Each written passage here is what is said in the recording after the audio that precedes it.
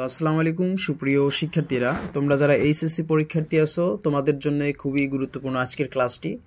তো আজকের ক্লাসে আমি কথা বলবো রাইট ফর্ম অফ ভার্বের বিষয় নিয়ে। তো রাইট ফর্ম অফ ভার্বের প্র্যাকটিসিং ক্লাস নিয়ে আজকে কথা বলবো। এর আগে আমি রাইট ফর্ম অফ ভার্বের বেস ক্লাস, আইএনজি যুক্ত ক্লাস, তারপরে হচ্ছে কখন পাস্ট ফর্ম হবে, কখন হচ্ছে পাস্ট পার্টিসিপল হবে, এ সম্পর্কে বিস্তারিত কথা বলেছি। আশা করি এই ক্লাসটি দেখলে তোমরা এগুলো বুঝতে পারবে, আর না দেখলে কোনো সমস্যা নেই। আমি এখান থেকে তোমাদের বিষয়টি আজকে ক্লিয়ার করে দেব যে তুমি কিভাবে right form of verb clear করবে বা রাইট ফর্ম অফ ভার্ব চিনতে পারবে বা বুঝতে পারবে। সো আশা করি শেষ পর্যন্ত দেখবে, তাহলে পুরো ক্লাসটি শেষ পর্যন্ত দেখলে তোমার রাইট ফর্ম অফ ভার্বের বিষয়গুলো ক্লিয়ার হয়ে যাবে। আর আমি 2 থেকে 3টি বা তিনটি তোমাদের মডেল টেস্ট অর্থাৎ এই যে প্র্যাকটিসিং ক্লাস নেব, এগুলো দেখলে আশা করি এগুলো থেকে তোমরা পারবে। আর এই যেগুলো মডেল প্র্যাকটিসিং ক্লাস নিচ্ছি এগুলোই ঘুরে ফিরে বোর্ড কোশ্চিনে দেখা যায় যে আসছে। সো এগুলো যদি তুমি প্র্যাকটিস করো তাহলে দেখবে বোর্ড কোশ্চিনে তোমার এগুলো এসে গেছে। সো আজকের ক্লাসটি তুমি ধরতে পারো, খুবই গুরুত্বপূর্ণ ক্লাস তোমার জন্য। তো শুরু করা যাক প্রথম থেকে। তো এখানে দেখো একটা প্যাসেজ দেওয়া হয়েছে, এখানে বলা হয়েছে to it is human if a man commits crime anything test. তো এইভাবে বলা আছে। তো যাই হোক, এখানে রাইট ফর্ম অফ ভার্বের বিষয়টি দেখো, একটু খেয়াল করো। এখানে বলা আছে টু ইট ইজ হিউম্যান, যে মানুষ মাত্রই ভুল। If a man commits crime, যদি মানুষ ভুল করে বা ভুল করে এনি টাইম, কোনো সময়, অ্যান্ড রিপেন্টস, এবং সে যদি অনুশোচনায় ভোগে ট্রুলি, সত্যিকারভাবে, ফর হিজ মিসডিড, তার ভুল কাজের জন্য, হি মে ফরগিভ দেওয়া আছে। তাহলে যে ভুল করলো হি মে ফরগিভ, যে সেই আবার মাফ করবে, এটা কি হয় না তাকে কেউ মাফ করবে? তো এখানে বলা আছে হি মে ফরগিভ, সে মাফ করবে। সে মাফ করবে হয় না, যে ভুল করলো সে কি কোনোদিন মাফ করে না, তাকে কেউ মাফ করে। তাহলে সে কারো দ্বারা মাফ হয়, তাহলে হি মে বি ফরগিভেন হবে। ঠিক আছে, প্যাসিভে হবে, অ্যাক্টিভে হবে না এটা, কারণ সে তার নিজে কাজ করতেছে না, তার কাজটা অন্য কেউ করতেছে, অর্থাৎ তাকে মাফ করার কাজ অন্য কেউ করে দিচ্ছে। তো হি মে বি ফরগিভেন, ঠিক আছে, he may be forgiven for his misdeed. Okay, কি হবে? হি মে বি ফরগিভেন, প্যাসিভে হবে। তো তারপরে যে কথা বলছে বাট দ্য ম্যান হু, বলছে বাট হু, এখানে বলছে নট গিভ।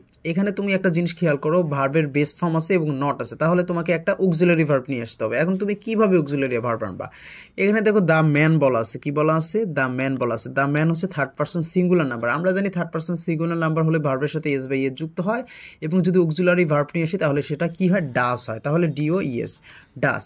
তাহলে the man who does not give up the রং, যে মানুষটি ভুল কাজ ছাড়ে না বা ছেড়ে দেয় না, সে কি করে? সে ভবিষ্যতের জন্য সেটার জন্য সাফার করে। তো ভবিষ্যতের টেন্স কি? Present indefinite tense.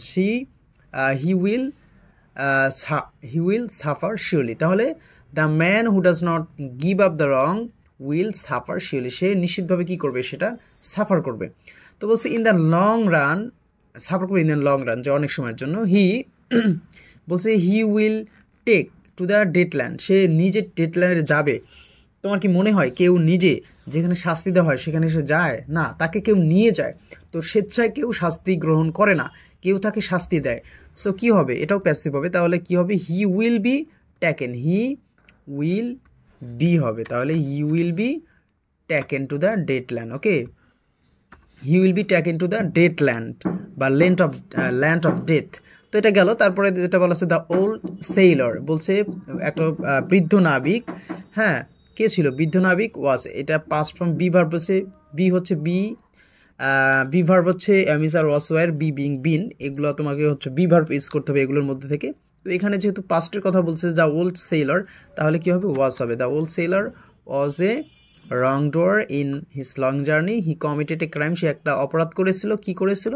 তুমি এটাকে কিল্ট করতে পারতা, কি দিতে পারতা? কিল্ট, যে একটা পাখিকে হত্যা করেছিল, কিল্ট। অথবা তুমি দিতে পারতা কিলিং, কি দিতে পারতা? কিলিং। দুইটাই ইনফিনিটিভ, নন ফাইনাইট ভার্ব। ওকে, তুমি দিতে পারতা কিল্ট অথবা কিলিংয়ে। সি বার্ড, এটার নাম ছিল কি? কল্ট, এটার নাম ছিল কল্ট আলবাট্রস, এটাকে বলা হতো আলবাট্রস। যেহেতু পাস্ট টেন্সের কথা বলতেছে তাহলে এখানে V2 বসবে। ঠিক আছে, কল্ড আলবাট্রস। ওকে, পাখিটার নাম ছিল আলবাট্রস। তো দ্যাট টাইম অর্থাৎ দ্যাট ক্রাইম আলটিমেটলি তাকে কোথায় নিয়ে যায়? তাকে হচ্ছে ব্যাক টু দ্য দেম। তাহলে দ্যাট ক্রাইম আলটিমেটলি, এটা হবে ব্রিং, হবে না, কি হবে? বট হবে। ওকে, BROUGST, বট হবে। তো যেহেতু পাস্ট টেন্সের কথা বলছে, সেটা তাদের কোথায় নিয়ে যায়? খারাপ ভাগ্যের দিকে নিয়ে যায়। তারপর হচ্ছে দ্য শিপ, ওই যে জাহাজটা ছিল, লিভ দ্য আইসল্যান্ড, সেটা কি করে? আইসল্যান্ডের দিকে যায়। তো জাহাজ কি নিজে নিজে যাইতে পারে? কেউ তাকে নিয়ে যায়। তাহলে কি হবে was left, the ship was left. Okay, ship was left in the ICC, এটা কিন্তু হবে না, এটা বাদ যাবে। ওকে, আইসিসি সে কি সাগরের দিকে নিয়ে যায়, বরফের সাগরের দিকে নিয়ে যায়। অ্যান্ড দ্য সানশন ওভার দিয়ার হেড, তারপরে হচ্ছে দ্য ওয়াইন্ড, কি হবে, এটা পাস্ট টেন্সের কথা বলতেছে, তাহলে ড্রপড হবে। ওকে, ড্রপড হয়ে যাবে, drop down, it was a great disaster, এটা ছিল একটা মহা দুর্যোগ। তো এখানে একটা জিনিস খেয়াল করো, এখানে আউটলাইনে যেটা বলা আছে, দেখো আউটলাইনে এখানে বলা আছে যে the verbs will also be different as the context is in different tense, যে টেন্স অনুযায়ী বা বিভিন্ন কনটেক্সট অনুযায়ী তোমার রাইট ফর্ম অফ ভার্বে পরিবর্তন হতে পারে, তবে ম্যাক্সিমাম সময়ই প্রেজেন্ট ইনডিফিনিট প্রেজেন্ট টেন্স দ্বারা শুরু হলে সবগুলো প্রেজেন্ট টেন্স হয়, পাস্ট টেন্স দ্বারা শুরু হলে সবগুলো পাস্ট টেন্স হয়, এটা ম্যাক্সিমাম নিয়ম। কিন্তু এখানে অনেক সময় পাস্টের প্রেজেন্ট মিক্স থাকতে পারে, সেটা তোমার টেন্স অনুযায়ী বা বিভিন্ন কনটেক্সট অনুযায়ী, এই বিষয়টা তোমাকে খেয়াল রাখতে হবে। তো আজকে এই পর্যন্তই থাকলো রাইট ফর্ম অফ ভার্বের ক্লাস।